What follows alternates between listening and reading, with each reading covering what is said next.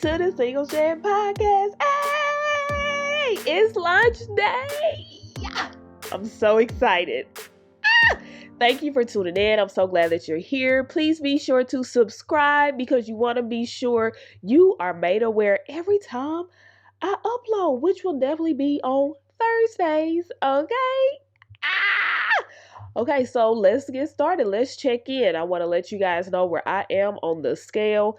Now, because I am very excited and slightly nervous, just a little bit, I would say that I'm a 7 because the anxiety is kind of building up, but that's okay. It's okay to be anxious and nervous sometimes when you're starting a new venture, right?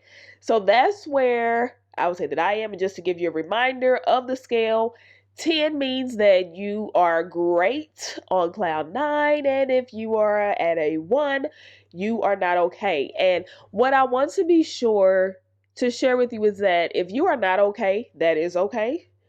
And that you have a resource to use in those moments when you are not okay. Isolation is detrimental to us. So if we don't have someone to talk to and that's someone who loves you and that you trust, then you need to get someone, a professional if necessary. You have to be able to unload those things that are within you because carrying it by yourself is harmful to yourself. You should always pray and ask the Lord to help you as well. But we have community out here. He created us to be in a community. So when you don't have that, it is not good for you. So I pray that in any moment that you feel like you are not yourself and you are not okay, acknowledge you're not okay. And then let's use the resources available to get from that low point back to a high point. Okay? We always got to bounce back. Okay? Can't stay there too long. Can't stay there. Gotta bounce back. Okay? Now that we all checked in, let's talk about it. Girl, get over it. Have you ever had somebody tell you that? And it just feels as if they are being as insensitive as possible. You don't get it. You weren't there. You don't know my experience. You don't know what it would take for me to get over it. You don't understand the burden that I've been carrying all these years of the simple fact that this even happened to me, or that I had to lose this particular person, or that I even had to have this happen in my life in the first place. It just feels like those words are the rudest things that somebody can ever say to you. However, when you are saying it to someone, you want to be sure that they understand that you mean well, because you know how much better their life will be once they're over it, right? So you want them to experience that peace. You want them to experience that forgiveness. You want them to experience the release of having that on them. You mean well. Your intent is so pure. And it's so interesting. I feel like with this phrase, we are our own pet peeve.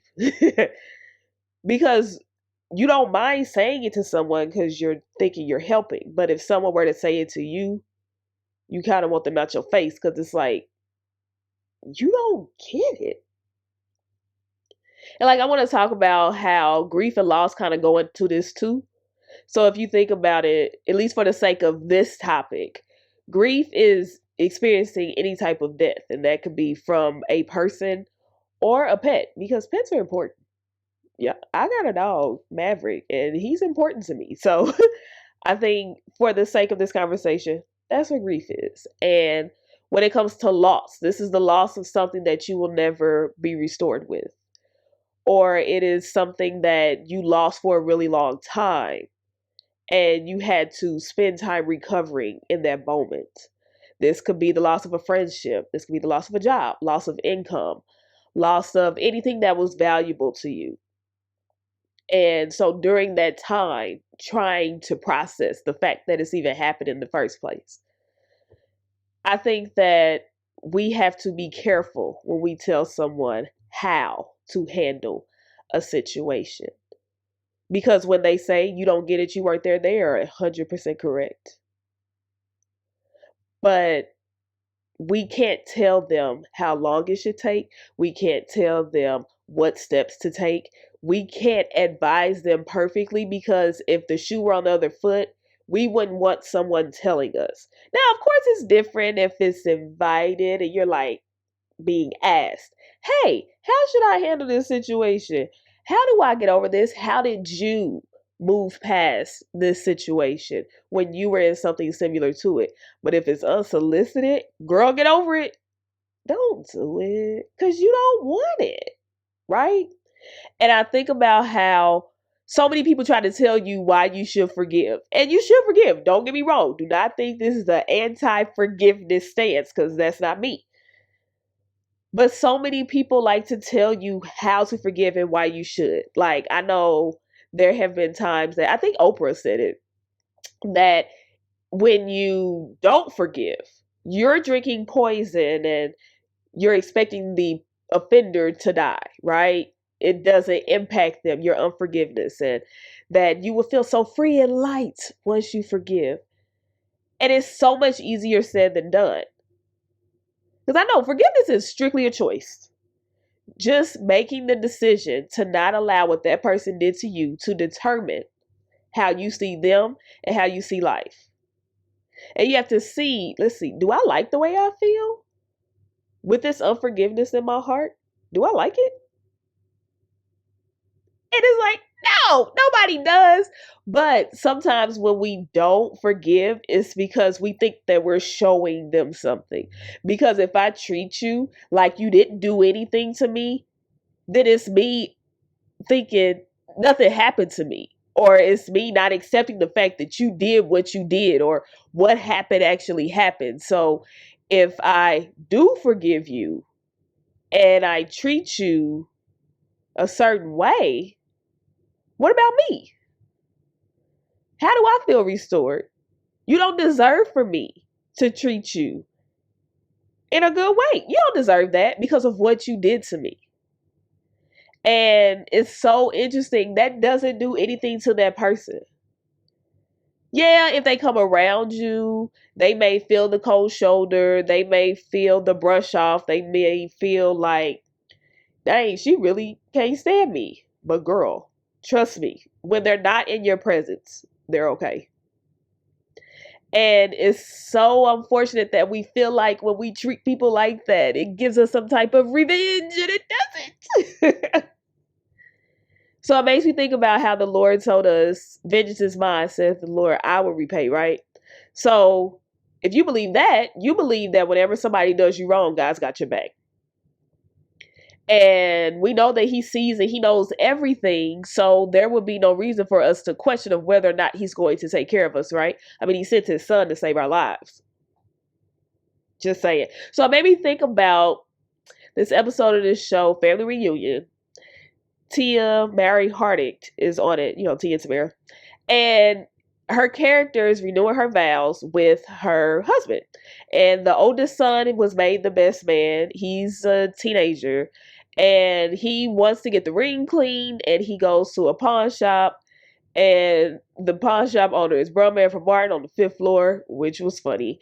And so he cons him into giving him the real ring and giving him a counterfeit ring in exchange. The uncle finds out about it, swoops in to safety to help, but then Brumman actually cons him out of his watch. So he's like, in order to get the ring back, you got to give me your watch. Now, the father of the groom and the uncle who went to save the day got word of what happened. And without even telling his son, he went and he got the watch back. He made it happen. And his son was like, well, how'd you do it, Dad? And he told him, he didn't give him any details. He just told him, hey, I handled it. And so when you're in a position to where someone has wronged you, regardless of how big or small, regardless if other people get it, you have a father who has your back all the time and has told you, I will handle it. I will avenge you. I don't allow people to misdo you and they don't get consequences for it. So what I am suggesting and what I too am working on, because I am not a whiz at this forgiveness thing, What I am advising and suggesting is that if you happen to have any unforgiveness in your heart for whatever reason, I pray that you make the decision to let it go. And the truth about forgiveness is that you can forgive that person whether they tell you they're sorry or not. It's an independent exercise. And sometimes you're in situations where the person that wrongs you has already passed away and can't even apologize. You'll have people who don't even think that what they did to you was wrong. So, do you allow the way that they treated you to determine how your life goes? Because your feelings are valid. The emotions that came from that are valid. But you deserve to live a life of peace. So, do you want to continue to take care of something that is not your responsibility at all, which comes to avenging yourself?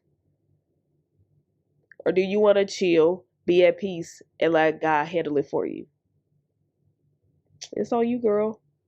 It's time for STS Shan's Thursday Spotlight. Woo!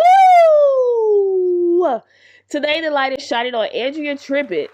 And I want to talk about her today because she has an interactive journal that she wants to share with you all.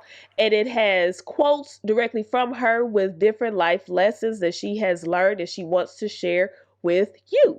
So to find out more, please make sure you find her on Instagram. Her handle is Andrea_Tribbett. That's Andrea_Tribitt.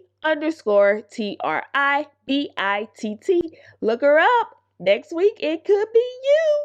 All right, let's get to these questions. The first one is, how can I work through the feeling of being behind in life? That's a good question. And I think to start, you have to decide or acknowledge where you are getting the idea of where your start line is. Are you comparing yourself to other people? Because trust me, I have come to the point to where I have to accept that I am not at the same place as every woman, black woman at 33, and I'm okay with that. But it took a while to get there. But I think social media has put us in a position to where we think that everybody is at the same starting point, and if I'm not where you are, then I'm wrong and you're right. And I think that's wrong. I think that we have to acknowledge that each person has their own starting point. So I can't be behind if I'm in my own lane. There's no competition. There is not another individual in this world that you even have to worry about being in competition with. Except yourself. Like people say, I don't compete with nobody but myself. And that's a good way to be because no one is at the same starting point as you, and no one has the same ending point as you. You have no reason to ever compare yourself to another person. Your journey is different, and that's okay. If it takes you longer to do something than it took someone who happens to match your same demographics, that's fine. As long as you achieve what you feel like you should. Stop comparing. Comparison sucks. Stop doing it. Okay, next question. How do you get your hair so defined? That's a good one.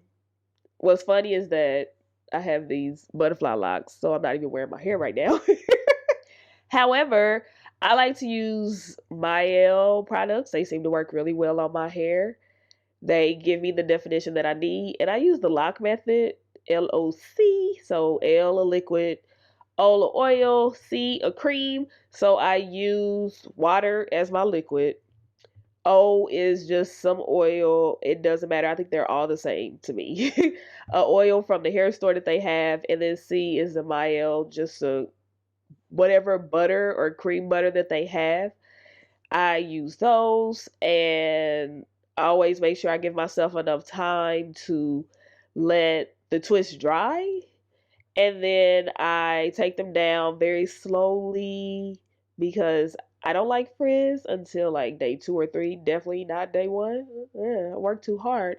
And then you didn't ask about volume, but even for the volume, I use a pick. I just pick the roots and I don't pick it all the way through because then I'll have an afro. So that's the key. And then the last question is, how have you kept your sanity during this pandemic? I have kept my sanity during this pandemic by finding ways to still be productive, which have been very difficult. I branched on this venture, which is exciting. I do still have work to do, so I work throughout the week. It's online. I'm able to actually go to my school throughout the week, which helps because it gives me some type of routine. My therapist even advised me to make a schedule each day, even though I may not be doing what I used to do, but it gives me something to do and something to work on. I think this is a great time if you have the time to develop hobbies, skills, and really learn about yourself. So I also take the time to make sure that I'm reading and studying the Bible, just all these different things that can fill my day. Now that I don't have work that fills 7, sometimes 8.5 hours of the day. So, oh wait, I wanted to ask this one. I'm into what inspired you to become a podcaster and a YouTuber? Now, this is interesting because I wanted to do this for a very long time. I was always nervous. I'm more of a person who likes to be in the background. I'm not a person that likes to be up front, like, hey, look at me, look what I can do. That's never really been my thing. So even going for this is out of character for me. I hated every public speaking class. I hated every time I had to do a presentation. I just don't like speaking in front of people. And I realized after running from it and fighting for it as long as I could, I love to inspire people and help people to see the best in themselves. And so I can't do that in the background. And I realized how many people you can actually reach on the World Wide Web. It's a gift. And so I want to help so many women and girls as I can to see the value in themselves. I want women to know that they are precious, they are beautiful, they are jewels, they are rare, and what has happened to them does not determine who they are. What people have done to them has not determined who they are, what people say about them.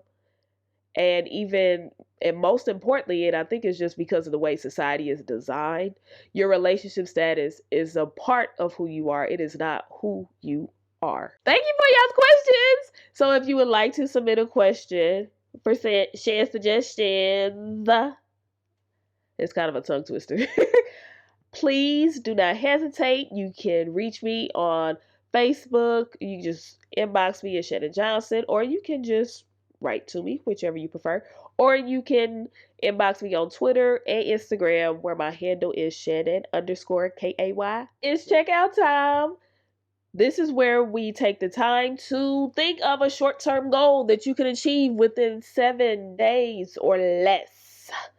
So my goal this week is to make sure that I read through the plan that one of my friends asked me to join in on the Bible app, because I don't always follow through. I don't. I am not proud of it, but I know that I do it.